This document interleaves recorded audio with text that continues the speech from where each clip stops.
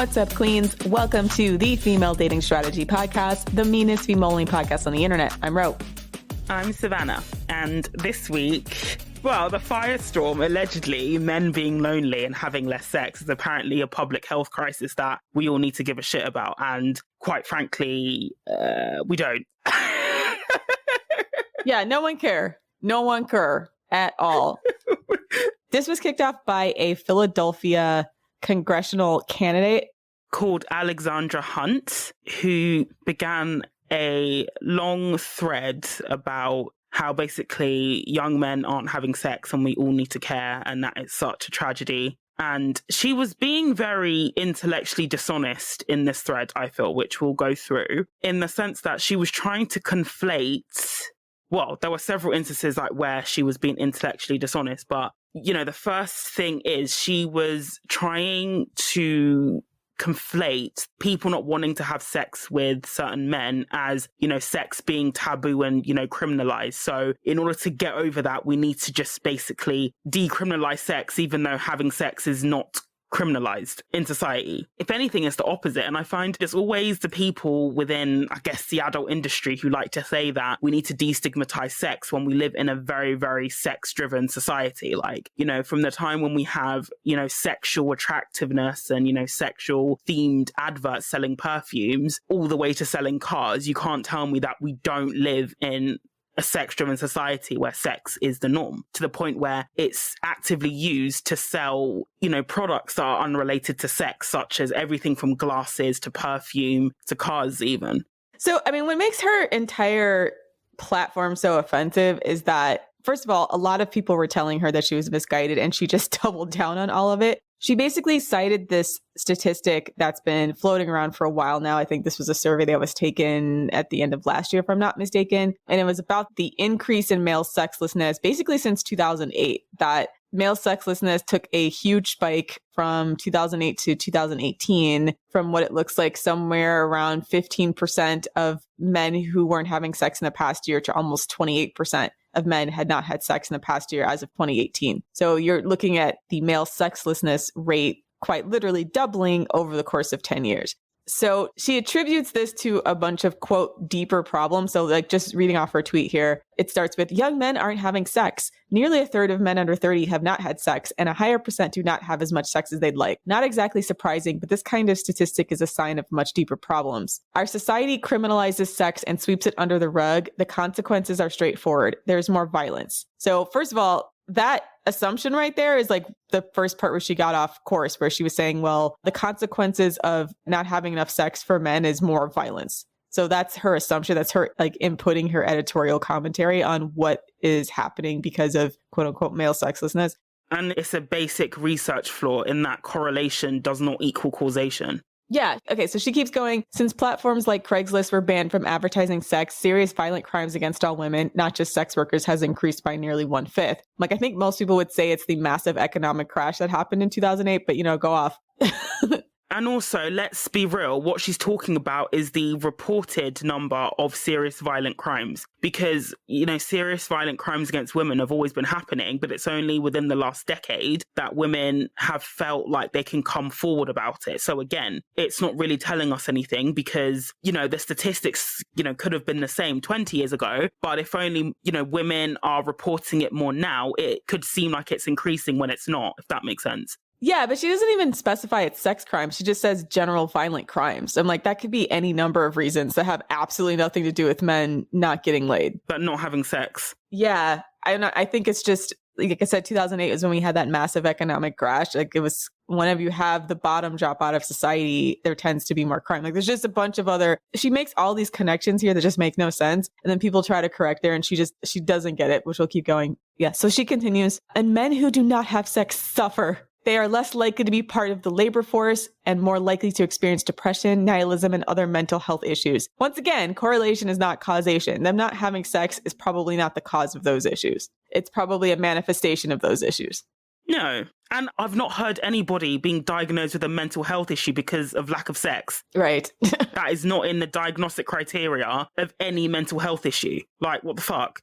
Continuing, the Me Too movement accomplished so much, we have to take the next step, normalizing having healthy, positive, consensual sex, decriminalizing sex work, funding sex education, and creating outreach programs that help young people develop sexual habits. Again, the thing with her is she's just the last person I think should be doing this because she's just woefully uninformed. And it's always the people that we all collectively don't want teaching kids about sex that are always volunteering. And it's just, I don't know what that's about. This is where it gets a rapid descent into like the hell-driven scape, like madness. This is from here on in.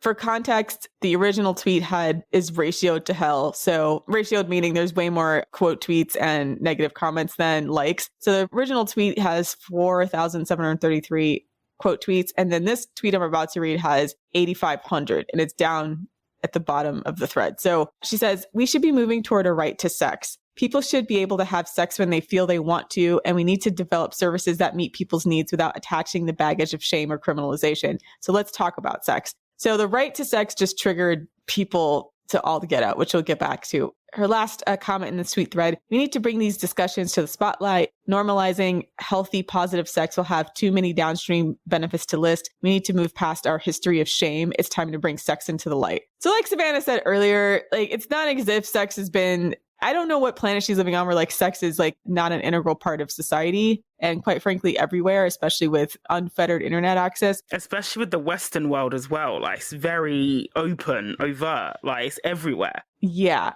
So I don't really know what she's talking about from the time when you can get baby grows that says on it, you know, daddy's cum slut for fuck's sake. Like literally like sexual branding on baby grows. Yeah. So, okay. So she steps in it with this tweet. Pretty much everybody, and I mean everybody drags her. The conservatives drag her. Current sex workers drag her. Obviously, the feminists drag her with this entire right to sex concept. It's funny because it was like a rare moment of complete united solidarity against this one woman across all political aisles. We're all like, what the entire fuck are you talking about? To be honest, that takes special skill to have everybody across the political spectrum basically saying you're wrong.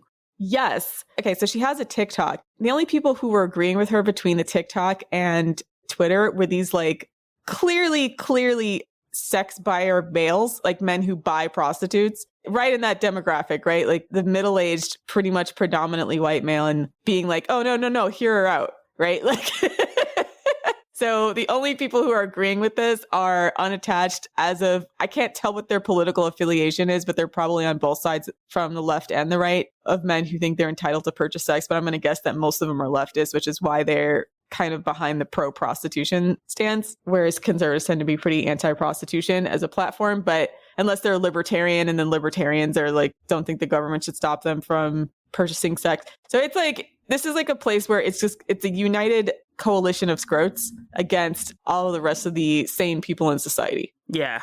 The Kumers. But I just want to pause and talk about what a right to sex actually means and why this was a complete like joke of a thread, in amongst other things, because she talks about the right to sex, but then in literally the next tweet, she then says, you know, we should be promoting consensual, healthy, positive sex, which I actually agree with. I think that's correct. The problem is, if you make something a right, it means that the government can step in and provide you with that entity if you don't get it yourself. If you look at like housing, for example, people have a right to shelter. If you don't have shelter, the government can provide you with housing. And so a right to sex cannot be a thing because sex hinges on the consent of another person, which you can't have a right to in a way that's ethical and in a way that's not illegal. So even like this whole term, and it's not just her who's come out with this right to sex, even organizations like Amnesty International and the UN have basically said that having sex should be a human right. And it's deeply problematic because the people that are going to suffer from such a right to sex in quotation marks is women. Because when they talk about a right to sex, they never talk about a right to sex in the context of, you know, women should have orgasms or, you know, we should be able to fuck, you know, men that look like Michele Morenet, the guy who played Massimo in 365 Days. It's always in relation to men who cannot get sex of their own accord. And that's how you just know that if they're pushing for this is just an example of, you know, patriarchy trying to make women's bodies sexually available. And I think Alexandra's a Democrat as well. So again, it's like, you know, what Andrea Dawkins said when the right see, you know, women as private, property, and the left see women as public property.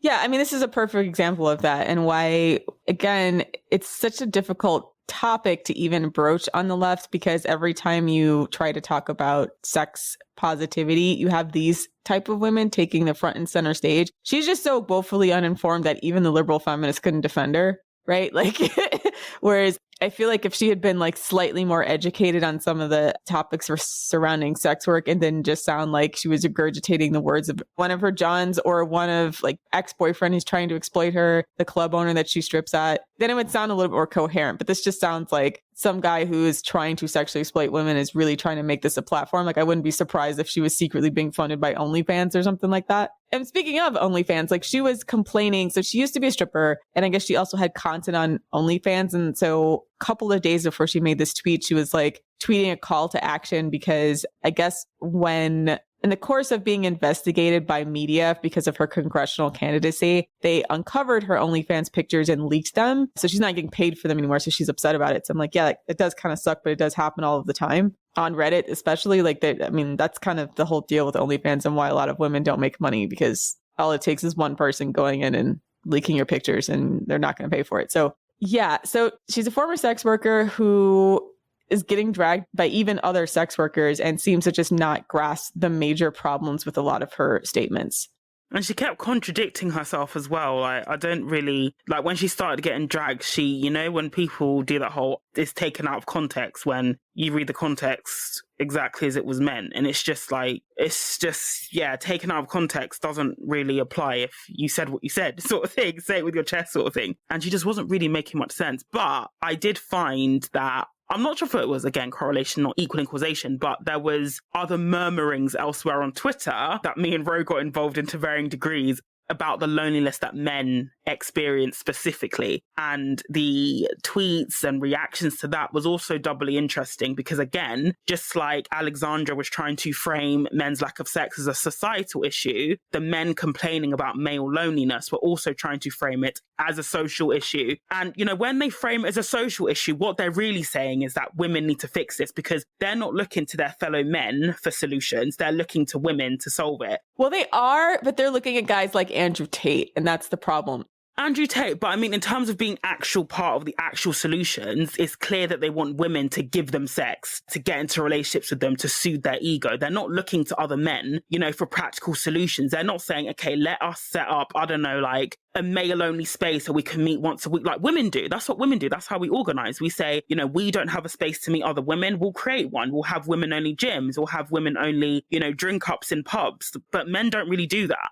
I think the problem is that men who are getting laid probably aren't that much interested in doing the charity work of helping these incels get laid. Like, why would they? Exactly. So they outsource it to women is what I'm saying. Like, and again, I think you see the clear male hierarchy. And again, especially the contempt that men have for other men who don't struggle in this area as well. So like Lila said, it's a massive crack in male solidarity when it comes to the men who get sex and the men who don't. Yeah, they don't want pussy repellents around. Pussy scavengers. Pussy scavengers. Okay, so after this firestorm of her getting collectively dragged by everyone on the internet because of, first of all, her false correlations with the male sexlessness problem, like she just assigns all these causes and these solutions that make no sense to anybody who's done 2 minutes of research on the topic. So she doubles down a few times. And so she writes this big, long letter about her statement about see my statement on the topic of young men having less sex here. And she starts, first, I want to make something clear. I do not believe sex can exist without consent, period. I do not believe sex workers have an obligation to help or support anyone but themselves. As a sex worker and someone who has experienced sexual violence, I'm acutely aware of the ever-present risks of sexual violence facing anyone who is not a cishet man who dares to have sex in our society. I'd like to discuss a very important, albeit nuanced issue, rates of sex among men. Now, before you groan me and call me names, hear me out. I want to create an environment where everyone feels confident, comfortable, and competent having safe sex with affirmative consent. No, this doesn't mean we should force women to service violent men. I'm envisioning a world where young men are good in bed. Yes, but like, okay, the problem is they're not even attracting women to be good in bed. But okay, so here she goes. You see, young men just aren't even having as much sex as they used to. A Washington Post article showed a surprising decline in sexual activity among men 18 to 30 years old. Why does this matter? Well, research shows that when men, and particularly young men, aren't having sex, they have more anxiety and depression, fewer meaningful relationships and friendships, less in participation in the workforce, a declining rate of college attendance, and lower rates of home ownership. Home ownership is caused by their lack of sex. This is just like, I might actually steal this as an example of how correlation doesn't equal causation. Like, on the home ownership thing, do you not think it might have something to do with the fact that wages are stagnating and the cost of housing is skyrocketing? Like, the cost of, you can know it's very difficult now to get a mortgage on a decent sized family home on one income than it was, say, 30 years ago. Maybe that might have had an impact. And just when she was saying how men who have less sex don't go to work, are less likely to have a job. And I'm just like, but even if that's true, that might just be a self-fulfilling prophecy cycle, because let's face it, what woman wants to fuck a guy who doesn't have a job? And it leads to other things as well. But women fuck guys that don't have jobs all the time. That's the thing. That's true. That's true. And also, it's individual differences. That they might be in an industry where there are very few jobs available. Because you know how in, some jobs that require a lot of skill, if you've just graduated, it might take you a while before you find. There are so many variables around careers. Again, men, in that fewer men being in the workforce, that may account for fewer men being in the workforce that have nothing to do with whether or not they have sex. Like, what the fuck? Yeah, this is, once again, she's just creating all of these solutions and causes to a problem of men not getting laid, and none of it has anything to do with their personal responsibility to make themselves fuckable. And then a lot of people are pointing out in the comments, like, this is probably a terrible platform to have at a time where abortion rates are under threat, considering that if we can't even get public access to necessary reproductive health care because of these draconian anti-abortion laws, like, why are you trying to force a bunch of sexless men on everybody? There's so many other reasons for this. And so she doubles down on everything. And she says, I know what you're thinking, Alexandra. You're a feminist. Why do you care about young men having less sex? I care because I know it's a sign of a much deeper issue hurting everyone in our country. The issue is class warfare. So if men having sex is class warfare, we are seeing the most extreme wealth gaps between generations in our country's history, and the impact is so severe that even young men who have previously thrived in a country built for their success are feeling the pressure. Stress is a pretty major cock block, as most women know. Yeah, so even if that were true, the thing is like, then you have to fix the economy. Like, what are you talking about? The rest of this other shit. Why are you expecting women to fix the problem? Like, and this is essentially what she's saying, because like she's dancing around the fact that, as usual, like she's expecting women to fix the problem because decriminalizing sex work as a response to this, women make up majority of sex workers. It's not men. Yeah, that was her other platform, is that, okay, so her solutions are basically creating a right to sex. And she's trying to frame it as if the right to sex is a human right. And we're all collectively saying, no, it is not. This is not like food, water, and air. And also what she means is it's a male right. Because also if you make it a human right as well, it means that countries don't have to address the problem of things like abuse and sex work and trafficking if it's a human right as well. So in a way, it's also a cop-out. That's why organizations, like I said at the top of the podcast, like Amnesty and even the UN have basically said that sex should be a human right. And again, who does that narrative serve? It's not women, because, sex is a human right, but they never say like women are entitled to orgasms. Women have a right to sleep with the men they're attracted to. It always comes from the perspective that men should have sex on demand. Yeah, I don't know what a right to sex is, other than like the government shouldn't be able to stop you unless it's criminal, right? Maybe that's the only thing. I think it goes deeper than that. I think that she literally said people should have sex when they want to. The problem is, though, it relies on the consent of the other person. The only way a right to sex can actually be a thing is if you're basically going to legalize people being made to have sex against their will. Yeah, she wants to create a pathway to paid sex, because she explicitly says that, and that's part of the reason why she wants to focus on this decriminalization model. But even paid sex, like sex workers can still say no. But if it's a right, then if a sex worker says no to a John, he can then turn around and sue her. It's just like if, say, the government denied your right to free speech or anything, you can sue them. Or if they denied just like any of your other basic rights, you can sue them. And citizens have won like legal cases against governments, where they have infringed upon their rights. It'll be like our Patreon episode about the prescription prostitute. Oh, God. The man that sued the NHS because he was trying to use some of his funds to, I think some of his disability funds to buy sex workers. And the commissioning group, so each trust is assigned a commissioning group who basically decide where funding goes. So if you want treatment on the NHS, your doctor or provider has to basically apply to the CCG, Clinical Commissioning Group, who will decide, okay, yeah, we'll fund that, we won't fund this, for example. And so they initially funded it, then they withdrew the funding, and then he then took them to court saying they're infringing upon his human rights because like sex is a right and they should pay for it, basically. Yeah, if you can give a scrot a cookie, he's going to think he's entitled to said cookie and also a prostitute. So this is why we don't give them shit. What's up, Queens? This episode is brought to you by our sponsors, Athletic Greens. AG1 by Athletic Greens is a nutritional drink that you can drink every day for optimal health. I've been taking AG1 every morning after the gym mixed into a green smoothie. I like to mix it with some pineapple juice, a couple of ginger cubes, and a handful of spinach and some kale. 1 scoop of AG1 and you're absorbing 75 high-quality vitamins, minerals, superfoods, probiotics, and adaptogens to help you start your day right.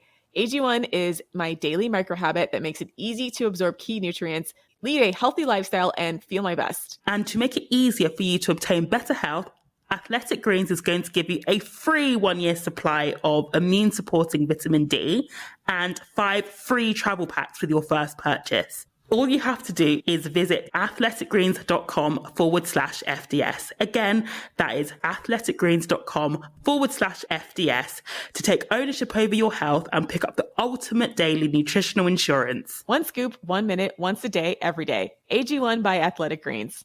Can't stand your coworker? Did a friend ruin your wedding? Do you just need someone to be real with you for once in your life? Comedian Eliza Schlesinger wants to be the person who will give the advice you actually need to live your best life, while making you laugh, of course. Every week on Ask Eliza Anything, people submit their burning questions on topics like how to deal with bad coworkers, bridesmaid drama, faking an accent, and so much more. From the wise and heartfelt to the rage-inducing, Eliza's answers are always entertaining. Eliza is so confident about her advice, you'll want to ask her questions weekly. So go ahead and ask Eliza anything. And let Eliza give you the advice that your friends won't. Listen to Ask Eliza Anything wherever you get your podcasts. Now, back to the show. So yeah, that was Alexandra's really, really dead take on just...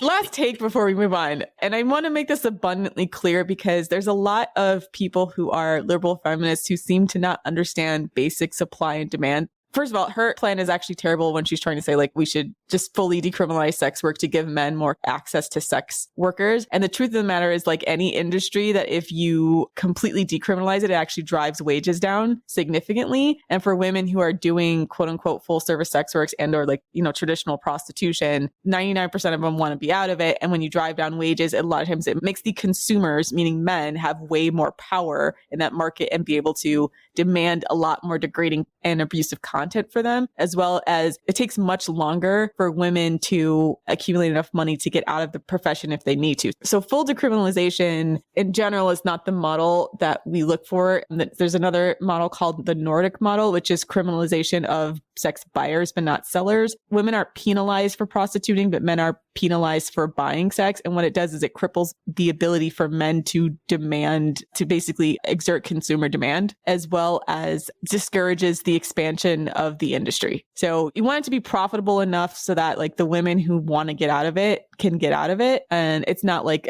places in Europe where where a sex is fully legalized. And then what ends up happening is a lot of women's just end up as a perpetual pimp cycle because they can never make enough money to buy out their pimp, so to speak. So you have to, in some respect, because this is a desperation job, thwart male consumer power by making it criminal on their side. So I just wanted to talk about that because I don't know that we've fully laid out like why the full decriminalization model is short-sighted from a lot of like liberal feminists who are like, we have to make sex work a normalized profession. I'm like, actually, that's a horrible idea because once capitalism gets a hold of it, it's going to create pressure that incentivizes the same thing any other industry would incentivize, which is low wages and high output. So you don't want to do that.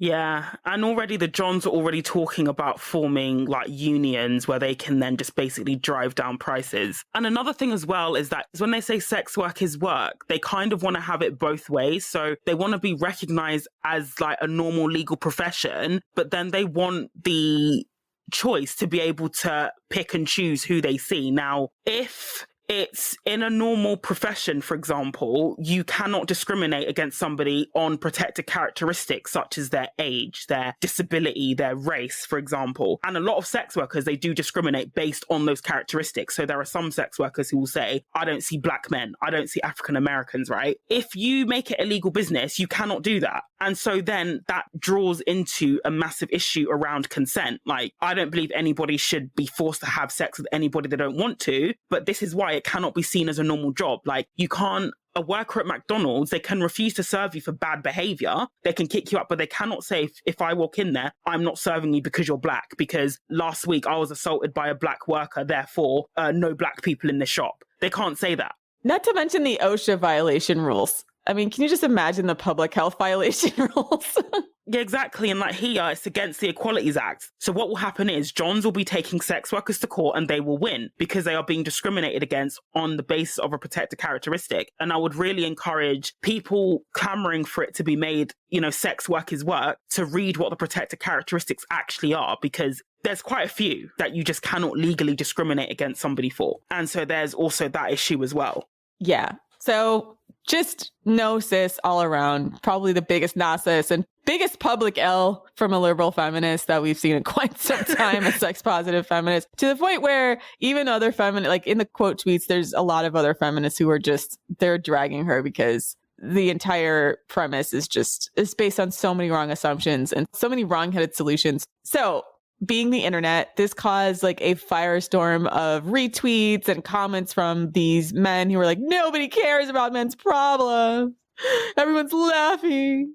Everyone's laughing at us because we aren't getting laid and we're lonely and no one paying attention to us. And so no one gives a shit. And so like you can see there was like a split and divide between like the perpetually online, pretty much anybody with an anime avatar in their profile was complaining about how nobody cares about men's problems. And this was an illustration of that. And then a bunch of women just like cracking the fuck up on the timeline. Like, well, yeah. See then rage. I do find it's like the greatest vindication for when we've always said that when men threaten women with being alone and cat ladies, wine ladies in their old age, it's really projection because they're out here crying about how their loneliness is a social problem, but at the same time saying any woman who doesn't comply with the sort of image or way of being that they feel a woman should be, that they're going to end up alone, when actually they're the ones who are making the biggest deal out of being alone. Yeah. Projection! This game of chicken was always going to end with them losing. You know what I mean? Like, that's the big lie of the manosphere and like the central lie of the manosphere. Love that.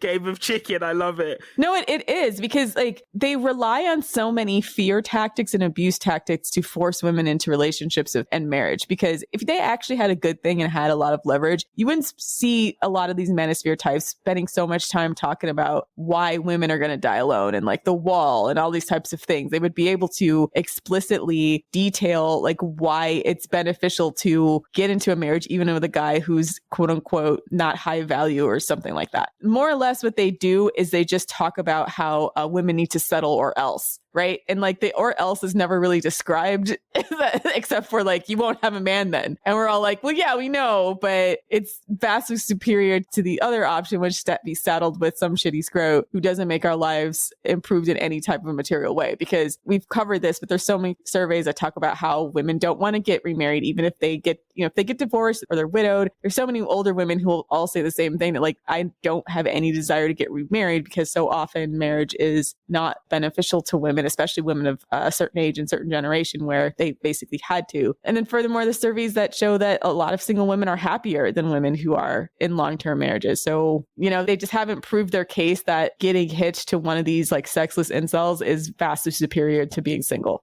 Yeah. If anything, it just shows that, the things that they are trying to scare women into compliance because they are afraid of being alone. And they know that the time when men, no matter, what they look like, who they were basically guaranteed a wife are long over. That's the reason why so many of them, they wish we were back in the 1950s where a man didn't have to try before they had a wife because women, were economically dependent on men. But now they actually have to try and actually have to be a good person. A lot of them are not capable of doing that. Yeah, the really smart men on the timeline seem to have figured that out.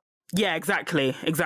They've done the math and they're like, okay, it's not enough to just show up with a job and dick and expect. And quite frankly, a lot of them don't even have jobs anymore because of the economy being kind of shit. So they don't even have that. So I somewhat agree in the sense of a lot of people for sure aren't having children because they can't afford it, right? But I don't know that that's the problem of male sexlessness because women would still have sex with men, but just not have children, use birth control, etc. But there are some women who are not having sex with men because they can't afford to get pregnant. They can't afford to have children. But once again, it's not like a right. Even if the economy was better, a sizable proportion of these men still wouldn't be getting laid because it's a personal problem and not like a total problem of just economics, meaning they are personally repulsive and it doesn't have anything to do with their paycheck. Okay, so there's a number of hot takes on the timeline. So I don't know why I decided to jump into this one in particular, but it was pretty funny. So like I said, there's so many of these furry anime avatar types,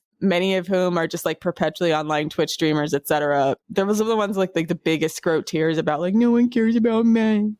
No one cares about men. So in particular, there's a guy named Shark300 and calls himself a Sigma male and top 0.15% of Twitch, right? And so he says, as a guy who's always had more difficulty dating and making connections than my peers through life, these convos about loneliness and men always hurt more. A lot of people just don't care. A lot of people have their own narrative. I've spoken to so many dudes who feel the same and people who speak on the issue just want to jump to their own conclusions about it. It's either they're all watching Peterson and Tate and want to strangle a girl to death, or it's feminism and Me Too that's ruined everything. But yeah, there's your problem.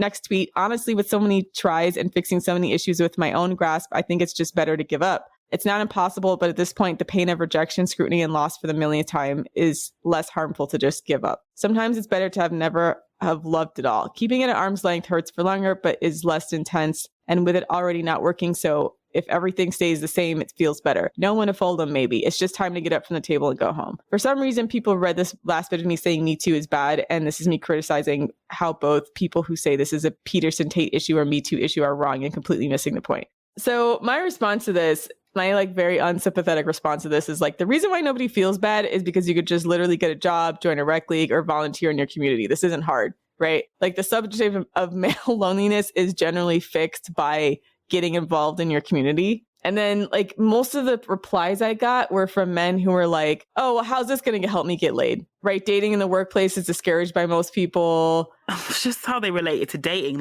It's not just about dating. It's about improving general social skills, right? I just spell out for them something that I think a lot of them miss in the request to get laid, quote unquote, is that just start with being friends with people. You all are so thirsty, you skip past making platonic friends. Making platonic male and female friends is part of the male socialization process. If you can't do that, women will select against you in the dating pool. So I had to tell them that you can't expect to show up to any given place trying to get laid and expect people there to immediately open to your sexual advances. For most people, actually pretty much with men exclusively, you have to go somewhere where you're getting socialized into the group so that women, first of all, know you're available, but also you're smoothing out some of your weirdo behaviors so that you can get a little bit more attractive to women. And things that make women attracted to you are generally your ability to have pro-social behavior.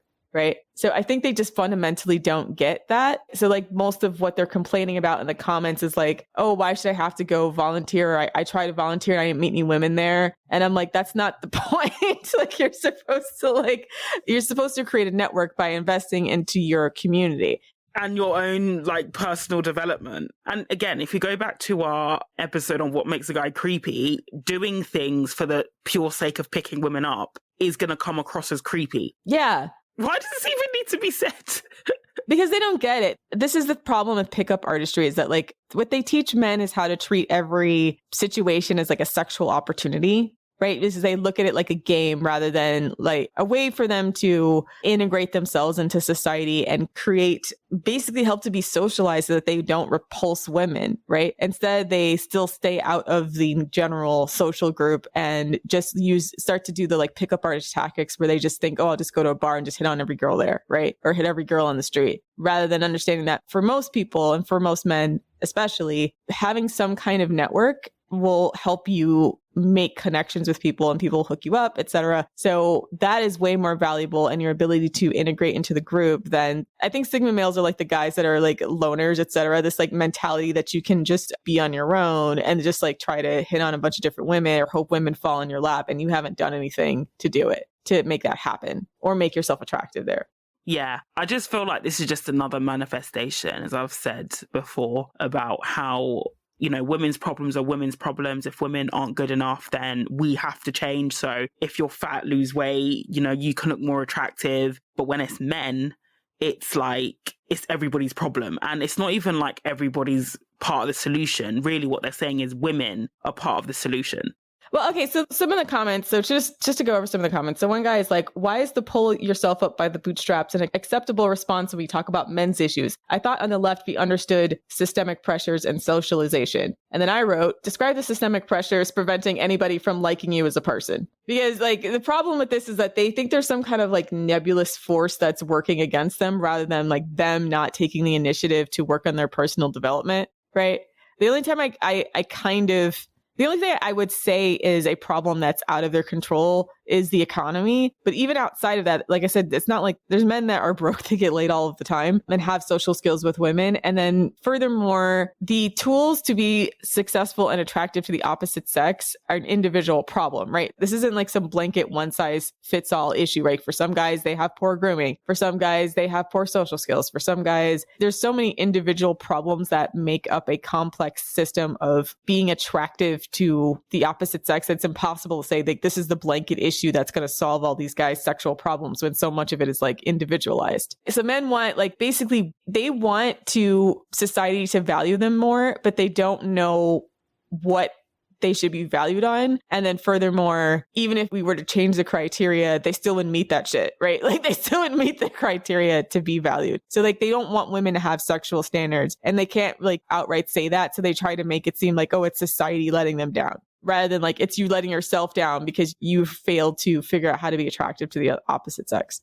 Yeah. And also, it's just, even if you can do everything right and still lose, just like there are some women who will never find a suitable partner. And it feels like women seem to have accepted that more than men. Some men won't find a suitable life partner. Like, it's just the way it is. But then again, if you say that to men, they're going to say like, oh my gosh, it's systemic and it's not fair. Like everybody else should sort it out. Everybody else being women to sort it out. Yeah, I mean, to throw men a bone here, I want to talk about my experience, like having worked in multiple workplaces and having there be like usually a younger guy who's kind of weird and poorly socialized. And as an example of like why my get a job advice is actually not bad advice, as far as like helping these guys who don't do well with women or don't know how to speak in a way that is pleasing to others, why forcing themselves to socially interact or going into environments where they can socially interact are actually good for them. Because like when you look at the men who are complaining, like I said, so much of it is like the furry anime avatar crew, and they are perpetually online and jobless, right? So that's part of the reason why they feel so socially isolated, is because they're not putting themselves in situations where they are forced to work on their social skills outside of their little Coomer consumer brigade. And I basically call them all consumers. So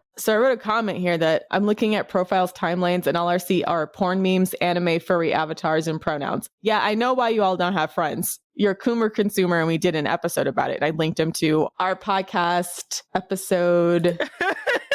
Our podcast episode called Boomers, Coomers, and Consumers, What Went Wrong with Male Socialization.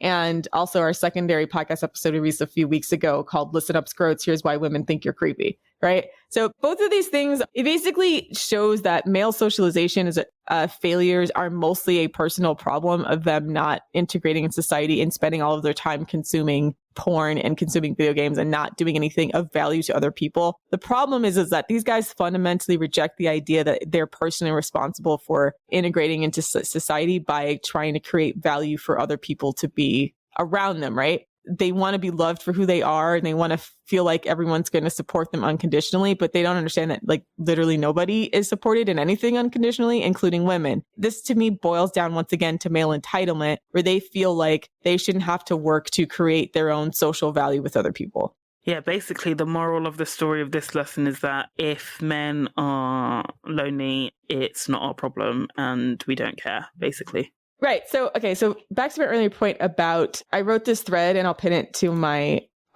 profile. But this thread is about like the difference between the men who figure out the socialization versus the men who don't. In my experience, having had a couple of different jobs where there's just been like one kind of weird dude that everyone either avoids or embraces depending on their behavior. So this is my tweet thread and you guys let me know what you think about this, but I think this is very, very true. I started out, honestly, I think a lot of these lonely incel types are just covert narcissists. I've had multiple jobs where there has been a male employee who was kind of weird and poorly socialized. Do you know the difference between the ones that made friends in the job and those who didn't? 1, willingness to engage with their coworkers. 2, not being a creep. 3, trying to do their job well. The men who made attempts to be friendly, no matter how awkward, didn't hit on their female coworkers, looked like they were trying to do a good job, even if they messed up sometimes, did okay. Older employees usually stepped in to help them along in their socialization. The men who were too entitled and dismissive to speak to anybody or take instruction, sexually approached women, and or slacked off on the job, causing more work for everyone else, quickly inspired ill will from their coworkers. So when I hear a man complain about how he's never made friends at work, I hear, I refuse people's attempts to socialize me,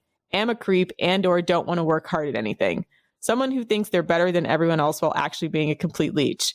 I'm not convinced these guys need sympathy, coddling, social programs, or sex because they're covert narcissists who've decided their isolation is evidence of superiority. They need to be told they're not that special, to be more respectful of women, and to get off their ass and get to work, and rewarded only when they display pro-social behavior. According to his Wendy's coworkers, the Uvalde shooter fit this rude creep slacker profile to a T. It's a travesty he wasn't fired after sexually harassing his coworkers, and Wendy's management didn't step in when he made them feel unsafe. So basically kind of pointing out that we actually do have structures in place in society to help men be socialized. It's called the workplace. And this is what like managers and senior managers like do. That's actually part of the job, is to help newer employees or people who are, I'd say like, I don't want to say like undesirables, but like some way like to help them process their overall social and pro-social development. So when we have these conversations and like men feel like everything's hopeless and they can't do anything and they're never going to meet anybody and like they can't make friends, and like that is still your responsibility to solve. And the alternative is you end up like the 40-year-old NEET, right? That we did that bonus content on, Savannah. But that's exactly what happened. Is like he started to feel like he was too superior for a fast food job.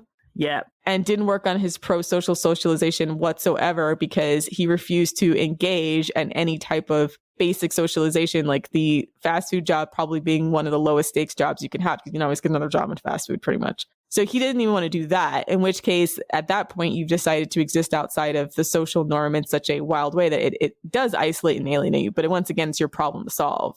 I don't know. Like, I feel like the thing is, when you give men advice, they just don't really listen. So I'm not even sure what the point is, or they just see it as a personal attack, or like you don't care. I mean, it's tough because like it's hard to communicate with someone who's just wrapped in that victim narrative, right? Because they're struggling with their anxiety, etc. But at some point, I mean, like I said, there are structures that exist, but so at some point you have to do the work or like try to put yourself out there, especially if you're trying to get laid. Like that makes this entire conversation ironic is like I would feel more sympathy for them if it was like, oh, I have a general problem making friends. But so much of like their anger and frustration is that they're going places and they're not getting immediately laid there, that women aren't like immediately open to all their sexual advances. Like, and this is why, they have the whole Elliot Rodgers mentality. It's like, oh, I went up and talked to a bunch of girls and they walked away from me. And like they have this weird sexual entitlement towards women, which is why they can't, among other things, inspire any sympathy from people, because they haven't figured out how to be a friend to get a friend. Like basic like kindergarten social skills. Yeah. So basically screw these guys. And your poor socialization skills and your loneliness is not our problem. Yeah, there are in fact mechanisms to fix it. It's up to you to do it. Get integrated in your community. This actually isn't that hard. In fact, I think so much of our communities are set up to try to force men into some kind of socially responsible role, right? This is why we have like hierarchical job structures and stuff. So that's our show. check us out on Patreon, patreon.com/the female dating strategy for weekly bonus content, and submit your roast to Scrote for our Thanksgiving roast. Also, if you want to talk about this episode, go to thefemaledatingstrategy.com/the forum. Check us out on Twitter if you want to follow all the drama at fem.strat, and on our Instagram at _the female dating strategy. Thanks for listening, queens. And for all you Scrotes out there, die alone and die mad. See you next week. See y'all next week. Bye.